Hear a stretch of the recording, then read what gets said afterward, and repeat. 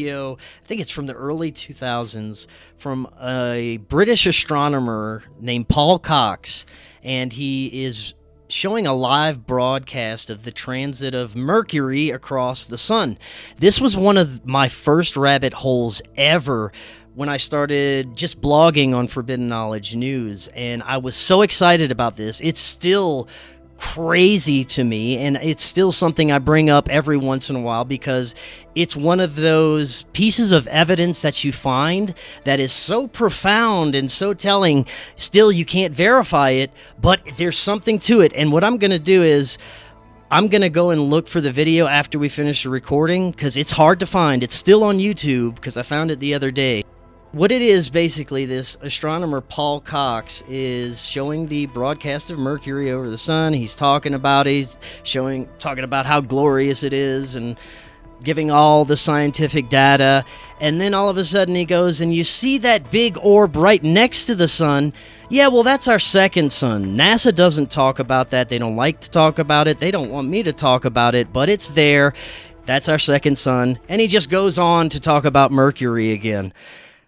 Next thing you know, he's getting emails from people like, what were you talking about there? And he had to respond back that, oh, it was all a joke. Sorry to inconvenience everyone. I think he got fired from the position or reprimanded after that. And he just denies it now. He denies that. He said it was a big joke, but he had never done any joke like that before. He's not a funny man by any means.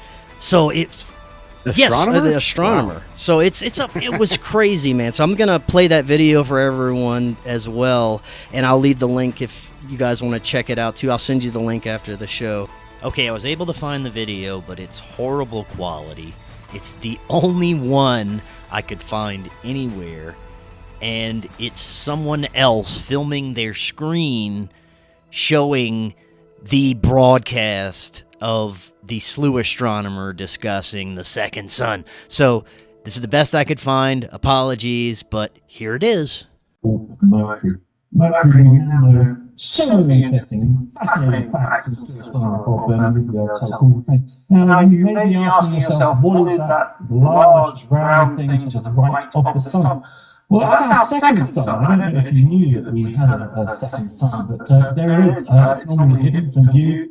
National organizations, they usually find that sort of way not to.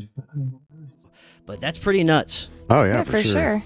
Yeah, it is. And it's interesting as far as personality-wise. If he wasn't a funny dude, he must have known he was going to get fired for saying that. He knew he was going to take heat for saying it. Maybe he was like, okay, hopefully they don't kill me. I'll just deny it. Maybe nobody will notice. I don't know.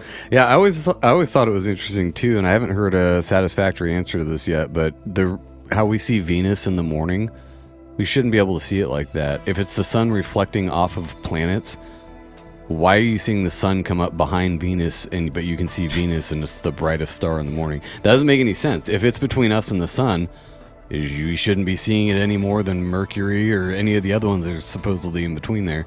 And I think one answer to that was that it's because of Venus's atmosphere. The sun kind of wraps around it and then reflects back on the other side towards us.